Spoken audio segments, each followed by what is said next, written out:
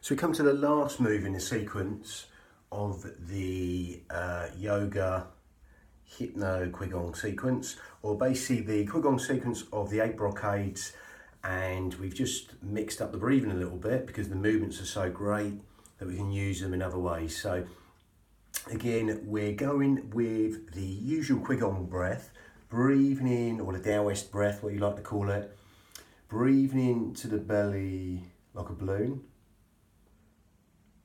through the nose and exhaling through pursed lips to start off with. But the only difference is we're going to make it more yogic, and there's lots of different types of yogic breath, but we're going to go for the basic, the traditional one, breathing in through the nose and out through the nose. Because it's a smaller filter through the nose, that lengthens the breath even longer, okay?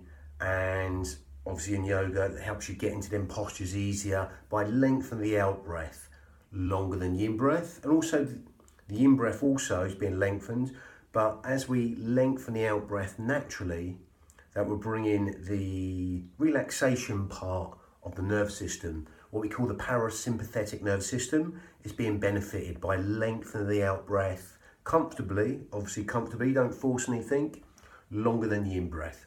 Okay, it can be a little bit longer or a lot longer, but whatever you find comfortable. Okay, so I'm going to demonstrate that to start off with. Then we're going to link it to the last move, which is shake the back 7 times, eliminate 100 illnesses, to finish this 8 move sequence based on the 8 brocades. So we're going to breathe in to belly like a balloon. I'm just probably overemphasizing this so you can see it, and you're going to see the increase and decrease there. So you breathe in to the belly like a balloon through the nose, and you exhale. Again, you'll find that rise and fall of the belly button as you do that.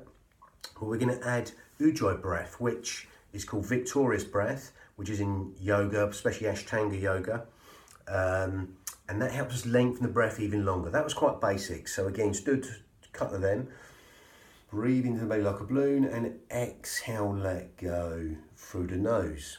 Okay, so again, we're going to change that. Just to start off with, we're going to have the mouth open. We're going to breathe in through the nose, ujjayi breath, victorious breath, and we're going to grip at the esophagus. So it's going to sound like Darth Vader breath, soft, whistling, silky, raspy, ujjayi breath, seashore breath. It sounds like the seashore, so it's like a...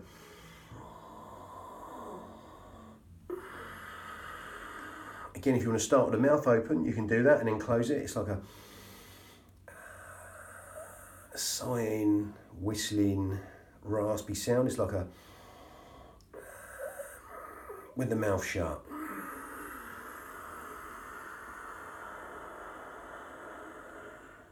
So you'll find on that elongated out breath anyway, naturally, you will naturally want to do that. That out breath, you just naturally want to just let go for as long as you like.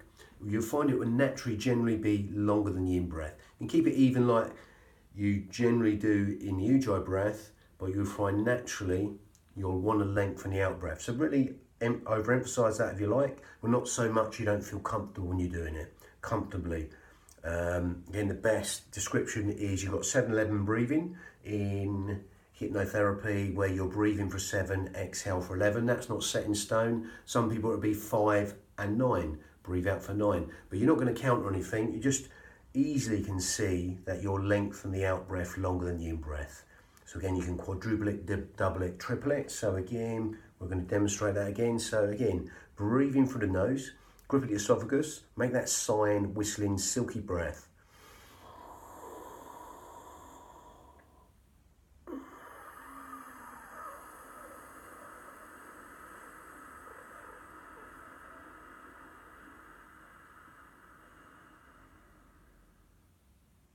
And then you'll go straight away, breathing through the nose and out through the nose. If you want to hear it, then just keep that mouth open, and that naturally make you want to sigh. Again, it is a little bit advanced. If you can't get that sound, just stick to the basic breathing in through the nose and out through the nose. And you can easily lengthen the out breath longer than the in breath, the basic yogic breath. But again, if you get that ujjayi breath, add extra, that'd be great. That helps stimulate the thymus gland. Sorry, the thyroid gland, I always do that. Thyroid gland, which helps with weight control, etc. And helps build the heat within the body as you're doing this. As we're going to link the breath to motion, we're going to calibrate and synchronize the breath with the movement. Okay, the basic shake the back 7 times to eliminate 100 illnesses. Again, it's a nice simple one. It's like a flexion and extension of the spine. You can adapt it to whatever you like. So again, if you want to modify it, hands on the thighs, you want to bend the knees more, separate the legs a little bit as you're coming over to make it easier, you can do that. Or have the feet all the way in to make it harder. And you have the legs straight as you bend down, but never completely locked, just shy of locking out. Always soft on the joints. So I'm going to demonstrate that.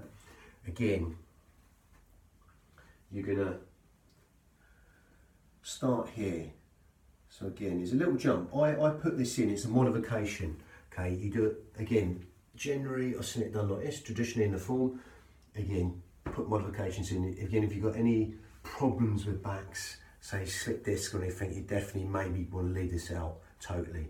But again, here, spread the fingers, protect the lumbar region of the spine. If you want to go back a little bit, then do that. Modify the range to make it as easy or as hard as you like. Okay, and there's a little hop on the heels. So again, you're going to go through this, the whole lot. It's going to demonstrate the whole lot and go into detail. So it's come back. Again, here, you have a little hop. And then exhale down. That fires the exhale. So it's like a...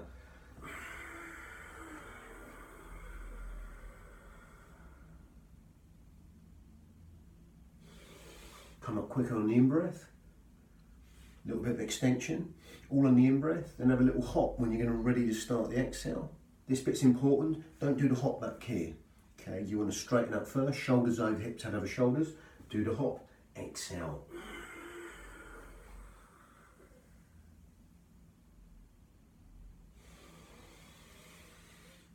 That's a little bit quicker, the in-breath. Just want to make the out-breath longer.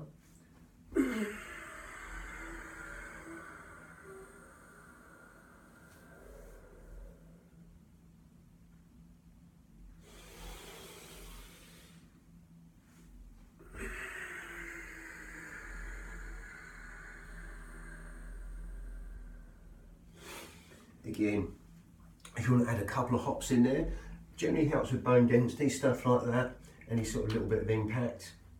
But within the traditional 8 brocades form, that's known to help sort of shake up the sediment, the chi in the body, whatever you want to call it, prana in yoga, ki, chi, whatever it is. But again, that shakes up that in the blood, and that's the idea of that. Also helps bone density with the impact. Any bending exercise obviously helps the kidneys, etc., stuff like that. But we're not going to the meridians. Again, if you want to add two pulses in, you can do that. 3 or 4, whatever you like. So it can be like sort of.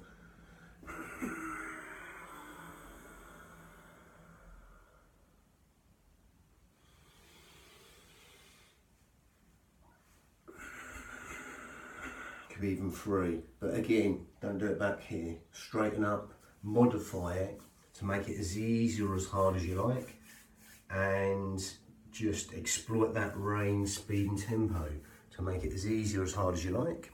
Lovely, that was the last one in the form. Lovely, bang.